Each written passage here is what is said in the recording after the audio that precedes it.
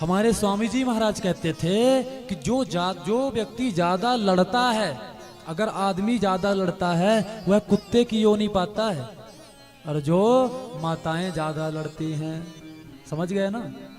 हाँ, अब हम नहीं बोलेंगे। तो ये बात है, तो ज्यादा लड़ना नहीं चाहिए।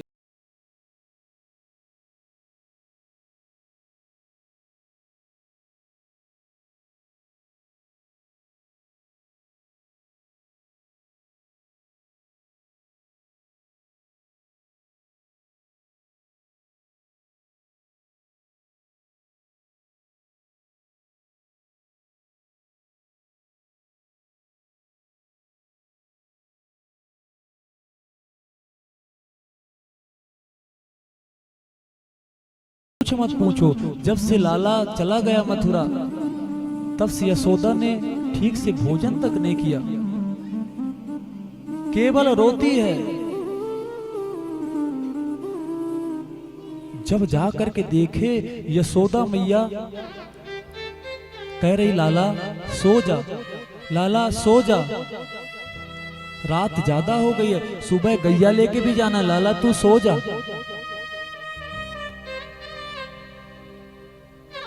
देखिए इतना प्रेम है कि उसको ये तक नहीं पता कि लाला यहां पर है ही नहीं। लाला तू मुझे छोड़कर तो न जाएगा, तू मुझे छोड़कर तो नहीं जाएगा। जब उद्धव जी ने देखा कि इतना प्रेम है,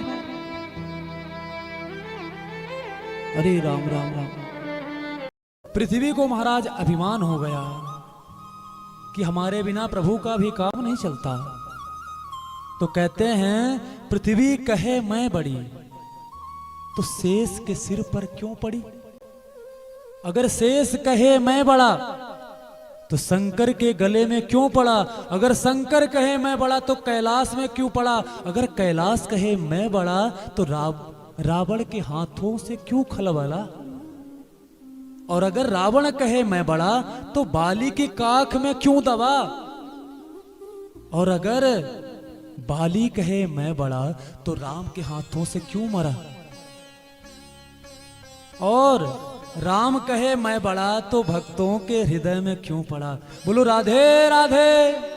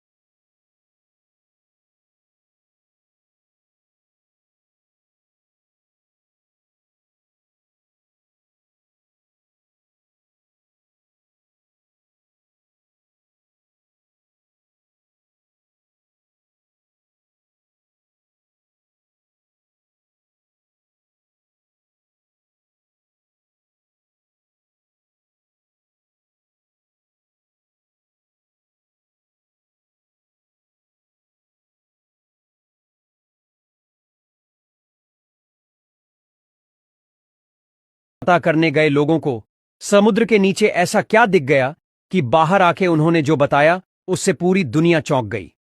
रिसर्चर बताते हैं कि जब वे समुद्र के 130 फीट नीचे गए तो वहां उन्हें एक पूरा का पूरा शहर देखने को मिला।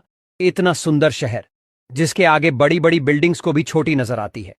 जब साइंटिस्ट की टीम ने वहां मौजूद कुछ पत्थरों के सैंपल पर रिसर्च की तो उन्हें पता चला कि यह शहर महाभारत के समय का है और यह वही द्वारिका नगरी है जिसे भगवान श्री कृष्ण ने समुद्र के पास बसाया था।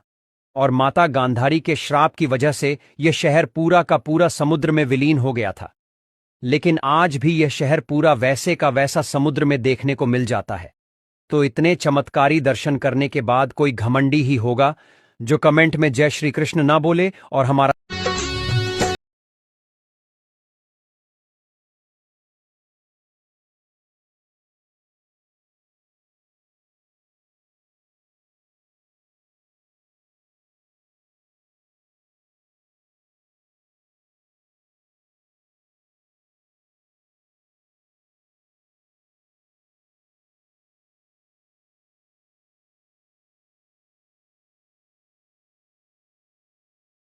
तो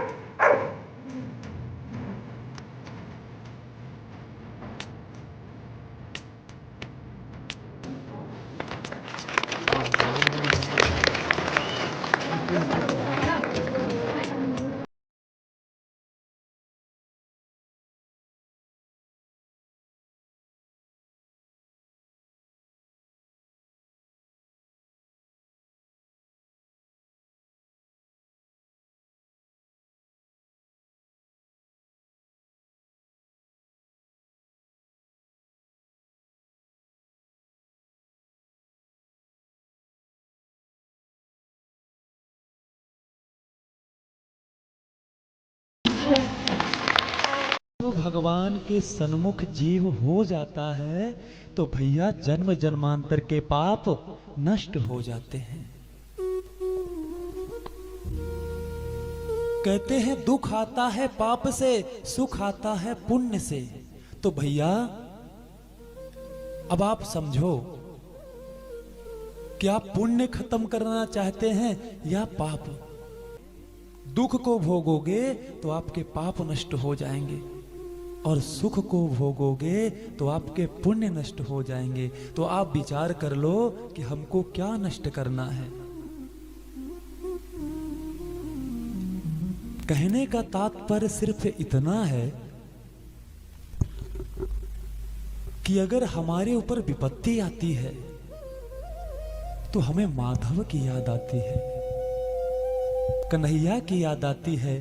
तो इससे बड़ी बात क्या होगी। हम तो कहते हैं कि प्रभु हमें सदैव विपत्ति में डाले रहना, जिससे कि तुम हमें सदैव याद आते रहो।